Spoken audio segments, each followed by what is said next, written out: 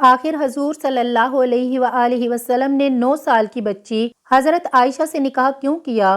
حضور صلی اللہ علیہ وآلہ وسلم نے حضرت ابوبکر صدیق رضی اللہ تعالی عنہ کے پاس ان کی بیٹی حضرت عائشہ کے لیے نکاح کا پیغام بھیجا۔ حضرت ابوبکر صدیق رضی اللہ تعالی عنہ نے آپ سے کہا، لیکن حضور میں تو آپ کا بھائی ہوں، تو اس طرح تو عائشہ آپ کی بھتیجی ہے اور چچا بھتیجی کا نکاح ہو نہیں سکتا۔ تو حضور صلی اللہ علیہ وآلہ وسلم نے حضرت ابوبکر صدیق سے کہا، لیکن عائشہ تو میری بسم اللہ الرحمن الرحیم۔ ام المومنین حضرت عائشہ صدیقہ رضی اللہ تعالی عنہا کی والدہ ماجدہ حضرت ام رومان رضی اللہ تعالی عنہا کا پہلا نکاح عبداللہ ازدی سے ہوا۔ عبداللہ کی موت کے بعد آپ حضرت سیدنا ابوبکر صدیق رضی اللہ تعالی عنہ کے نکاح میں آئیں۔ اللہ سبحانہ و تعالی نے ان کے بطن سے حضرت سیدنا ابوبکر صدیق کو ایک بیٹا حضرت عبد الرحمن اور ایک بیٹی حضرت عائشہ رضی اللہ تعالی عنہا نصیب فرمائی۔ ام المومنین حضرت عائشہ صدیقہ رضی اللہ تعالی عنہا خلیفۃ المسلمین حضرت سیدنا ابوبکر صدیق رضی اللہ تعالی عنہ کے مقدس اور مبارک خاندان میں پیدا ہوئیں۔ جب نبی کریم صلی اللہ علیہ وآلہ وسلم حضرت سیدنا صدیق اکبر رضی اللہ تعالی عنہ کے گھر میں بنی ہوئی مسجد میں تشریف لاتے اور قرآن پاک کی تلاوت فرماتے تو ام المومنین حضرت عائشہ ایسے وقت میں موجود رہتیں اور فیض اٹھاتیں۔ ہر چند کہ بچپن کا زمانہ ہی ہوتا ہے، لیکن اللہ رب العزت نے جن مقدس بندوں کو نوازنا اور بلند مقامات پر پہنچانا ہوتا ہے، وہ ابتدا ہی سے انہیں بے پناہ صلاحیتوں اور خوبیوں سے مالا مال فرما دیتا ہے۔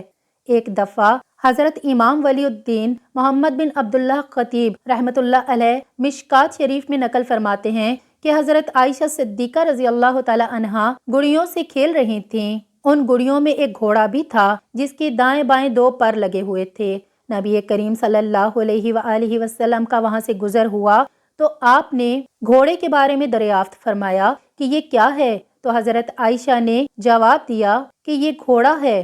تو آپ صلی اللہ علیہ وآلہ وسلم نے فرمایا کہ گھوڑوں کے پر تو نہیں ہوتے؟ تو حضرت عائشہ نے فوراً جواب دیا، کیوں نہیں ہوتے؟ حضرت سلیمان علیہ السلام کے گھوڑوں کے پر تو تھے۔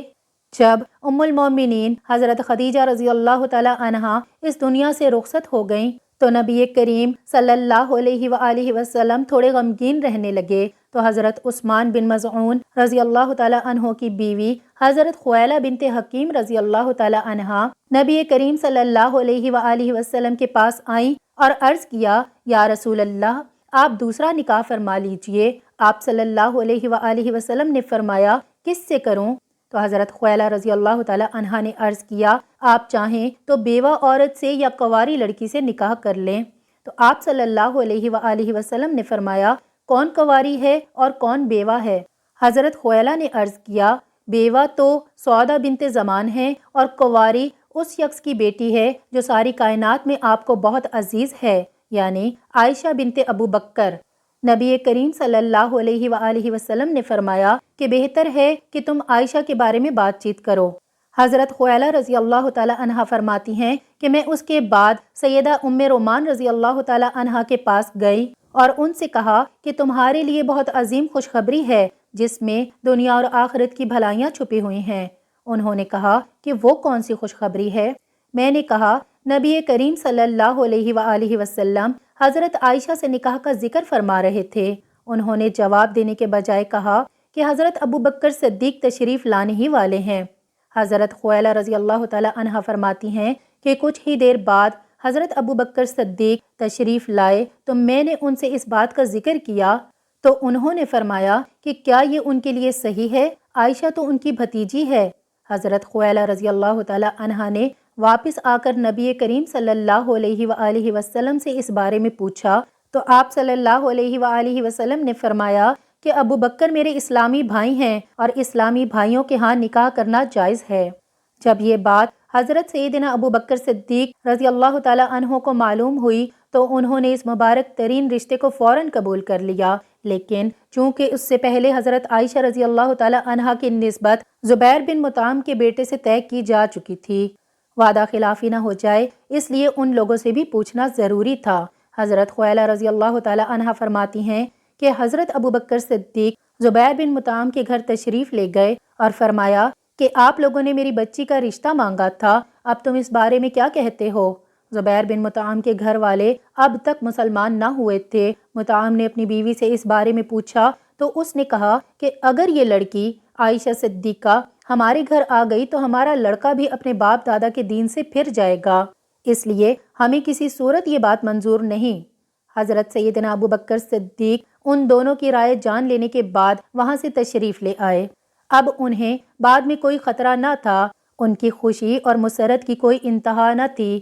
آنے کے بعد حضرت ابو بکر صدیق نے حضرت خویلہ رضی اللہ تعالی عنہا سے کہا کہ نبی کریم صلی اللہ علیہ وآلہ وسلم سے جا کر کہو کہ آپ کا پیغام مجھے بصر و چشم قبول ہے، آپ تشریف لے آئیے۔ سیدنا ابو بکر صدیق کا پیغام سن کر نبی کریم صلی اللہ علیہ وآلہ وسلم تشریف لائے تو حضرت ابو بکر صدیق نے حضرت عائشہ صدیقہ رضی اللہ تعالی عنہا سے آپ کا نکاح کرا دیا۔ حق مہر کی مقدار 400 درہم مقرر ہوئی۔ ام المومنین حضرت عائشہ صدیقہ رضی اللہ تعالی عنہا جب نکاح کے بعد مکہ مکرمہ سے ہجرت فرما کر مدینہ منورہ تشریف لائیں تو اس وقت آپ نے اپنے رشتہ داروں کے ساتھ بنو حارث بن خروج کے محلے میں قیام فرمایا۔ یہاں آپ اپنی والدہ کے ساتھ 7 یا 8 مہینے تک مقیم رہیں۔ اس وقت مدینہ منورہ کی آب و ہوا بڑی سخت تھی، جس کی وجہ سے مدینہ منورہ ہجرت کر کے آنے والے اکثر حضرات بیمار ہونے لگے۔ خود حضرت ابو بکر صدیق اور ان کی صاحبزادی حضرت عائشہ صدیقہ بھی بیمار ہو گئیں۔ حضرت عائشہ صدیقہ رضی اللہ تعالی عنہا جب صحت یاب ہوئیں تو حضرت ابو بکر صدیق نبی کریم صلی اللہ علیہ وآلہ وسلم کی بارگاہ میں حاضر ہوئے اور درخواست کی کہ یا رسول اللہ، آپ اپنی بیوی کو اپنے گھر بلوا لیجئے۔ حضرت محمد صلی اللہ علیہ وآلہ وسلم نے ارشاد فرمایا، اس وقت میرے پاس مہر ادا کرنے کے لیے رقم نہیں ہے۔ حضرت ابو بکر صدیق نے عرض کی کہ یا رسول اللہ، میری دولت قبول فرما لیجئے۔ چنانچہ نبی کریم صلی اللہ علیہ وآلہ وسلم نے حضرت ابو بکر صدیق سے رقم قرض لے کر حضرت عائشہ صدیقہ کو بھجوا دی۔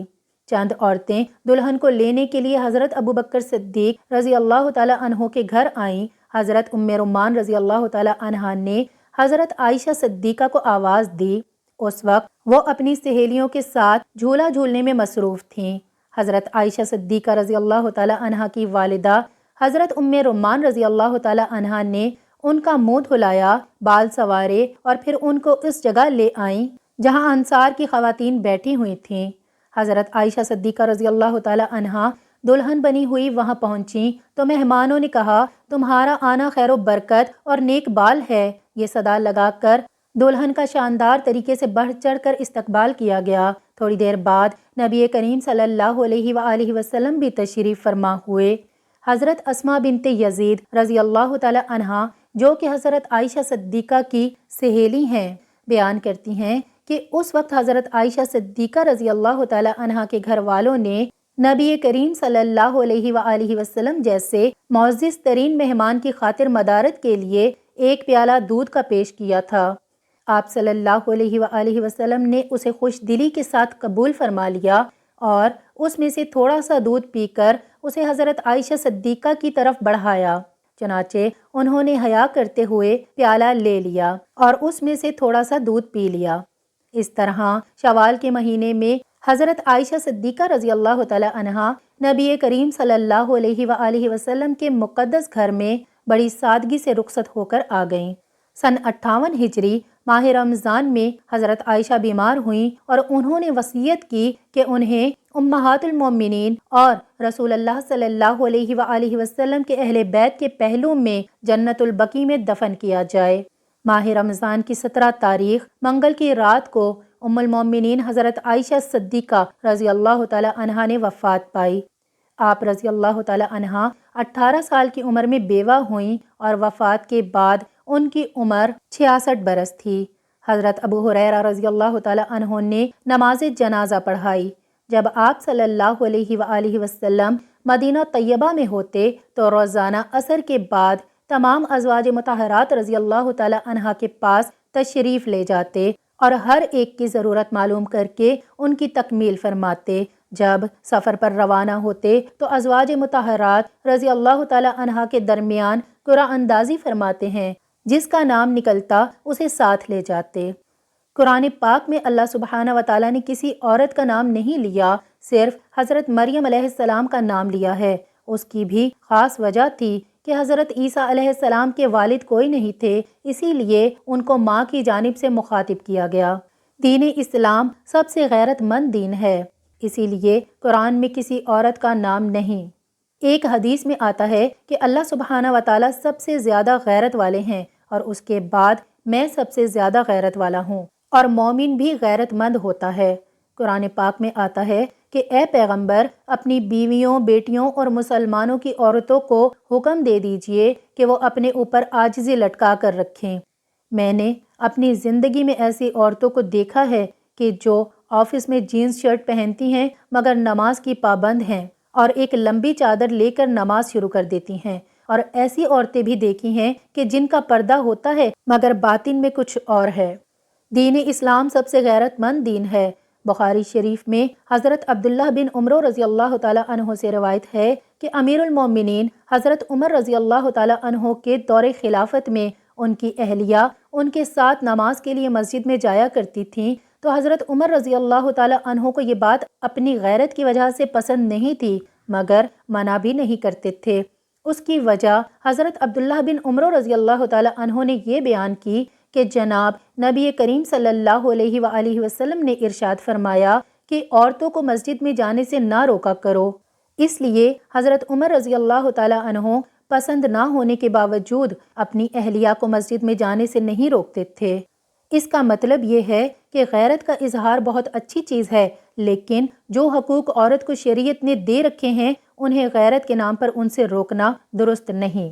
ایک حدیث میں آتا ہے کہ امام مسلم رحمۃ اللہ علیہ نے صحیح مسلم میں نبی کریم صلی اللہ علیہ وآلہ وسلم سے حدیث بیان کی ہے کہ نبی کریم صلی اللہ علیہ وآلہ وسلم نے فرمایا، دو قسم کی عورتیں جہنمی ہیں، میں نے انہیں دیکھا نہیں۔ کچھ مردوں کے پاس گائے کے دموں جیسے کوڑے ہوں گے جن سے وہ لوگوں کو ماریں گے، اور دوسری قسم وہ عورتیں جو کپڑے پہننے کے باوجود بھی ننگی ہوں گی، وہ مائل ہونے والی اور دوسروں کو اپنی طرف مائل کرنے والی ہوں گی۔ ان کے سر اونٹوں کی کوہان جیسے اونچے ہوں گے۔ یہ دونوں نہ تو جنت میں داخل ہوں گی اور نہ ہی اس کی ہوا کو پائیں گی۔ میں نے ایسی عورتوں کو بھی دیکھا ہے کہ جن کو دیکھ کر مجھے یہ حدیث یاد آ جاتی ہے، خاص طور پر ایسی عورتیں جن کو سوشل میڈیا پر مشہور ہونے کا شوق ہے، بلکہ جنون ہے۔